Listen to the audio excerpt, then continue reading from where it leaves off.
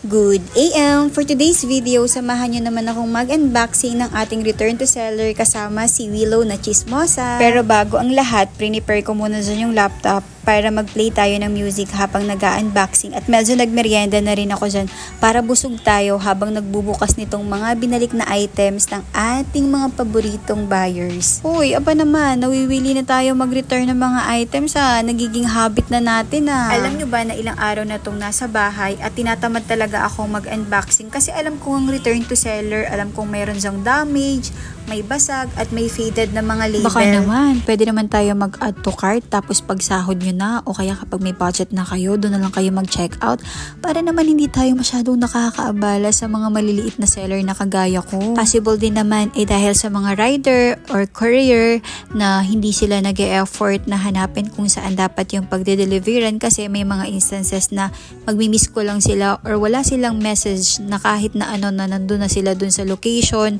o kaya hindi sila nag-e-effort ng kahit mga 2 beses man lang sana magtawag, 'di ba? Ito talaga yung mga kalaban ng mga online seller na kagaya ko kasi kapag may mga return to seller na ganito, dito kami masyadong nalulugi kasi may mga basag na tapos imagine mo yung mga bubble wrap, yung mga packaging, yung mga effort namin yan, nagche-check ako dyan at ipapakita ko sa inyo na may nabasag talaga kasi natusok ako ng bubog dyan. Ayan, lumapit pa ako dyan at kung mapapansin niyo wala na siyang laman at basag na yung bote. So, balik na tayo. Kaya siguro yung ibang online seller ay sobrang nahihirapan at mabilis silang gumibap kasi sa mga ganitong situation na parang wala naman silang kinikita dahil sa mga return to seller, hindi pa nga tayo sure or hindi pa nga ako sure dito kung bumabalik talaga lahat ng items na para sa akin talaga kasi hindi ko na monitor yung mga return to seller na yan. Tapos nagulat ako na may isang parcel dyan na nabuksan ko at may nakalagay pang Merry Christmas. O diba, April na ngayon mga te. Kaya sa mga nanonood dyan na online seller, lalo na yung mga kagaya nating mga maliliit lang na online seller, kailangan hindi tayo basta-basta give up. Huwag nating maging reason yung mga irresponsible buyer at mga tamad na rider para sumuko tayo at mag-stop sa pag-online selling. Ang sabi ko nga, at least kahit may bumibili pa sa akin na isang buyer, tuloy pa rin ang laban. O diba? Huwag kayong magpakabog dyan. Mga kayo dyan.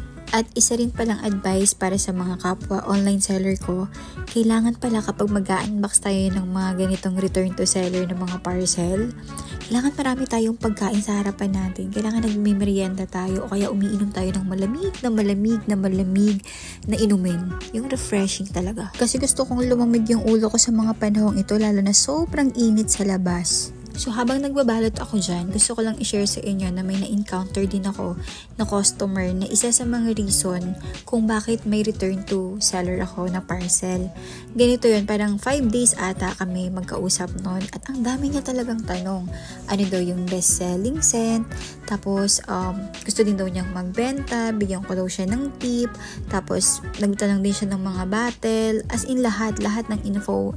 Pag ganun kasi talaga, sinusuportahan ko yun kasi gusto niya mag-start ng small business. Siyempre ako, kapag tinatanong ako at kaya ko namang sagutin, hindi ako matamot. Sabi ko nga sa inyo, hindi ako gatekeeper sa mga ginagawa ko as a small business owner. Di ang nangyari, nag-close kami sa conversation namin, nabibili daw siya ng ilang piraso, then full size pa yung binili niya. Tapos sabi ko sa kanya, okay, babaguhin ko yung price para mabigyan kita ng discount, tapos i-check out mo. Sobrang kampante ako na i-receive niya yung mga items na binili niya kasi nga ang ganda-ganda nung deal namin, binigyan ko pa siya talaga ng discount. Ay hala, after 1 week talaga may na-receive akong item na medyo ba, sabi ko bakit mabigat, ano to? Hala, RTS, ang saklap. Then after 1 week may nag-call sa akin, sabi niya, ay ma'am, RTS po. Sabi ko, ilang piraso po yan sir?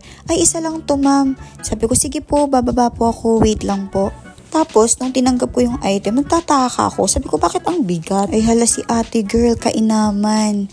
Binalik yung item, hindi daw ni-receive. Diba? Perfect. Anyway, balik tayo dito sa aking ginagawa. So, dyan, medyo nagutom talaga ako kaya kailangan talaga marami akong pagkain sa harapan ko every time na nag-unbox ako ng mga ganitong RTS. Sa mga oras na ito ay marami na talaga akong nabuksan At nung tinitingnan ko naman yung mga nabuksan ko ay napansin ko na parang isa lang pa yung nakita kong basag. Then the rest naman ay mga okay yung mga label nila. Pero karamihan dito ay may mga bawas na. Kaya dadagdagan na lang natin tapos pwede natin ulit siyang ibenta. Sobrang nangihinayang lang talaga ako dun sa package na ginagamit namin, like yung pouch, tapos yung bubble wrap. Lalo yung bubble wrap kasi sobrang kapal namin maglagay ng bubble wrap kahit isang piraso lang yung order. Kasi noon nadala na kami na laging reklamo ng mga customer kapag isa lang or dalawa na nababasag daw yung item, so kailangan namin i-refund. O diga, nag-e-effort kami bago namin balutin yung mga items. Tapos, nag-e-effort din kami kung paano namin ito i-unbox. Tinan mo kung paano ako magupit dyan kasi nga makapal yung bubble wrap, nahihirapan akong buksan yung mga parcels. Tapos, syempre, after kong mag-unbox niyan, may mga basura kayo na dapat kong ligpitin, 'di ba? Itatapon ko pa yung mga yan. Yun, samahan niyo akong magligpit ng mga basura nyo guys. Ito po sila, sobrang dami. Tapos ito na po makikita nyo. Ayan kadami yung bumalik na item sa akin. Thank you for watching!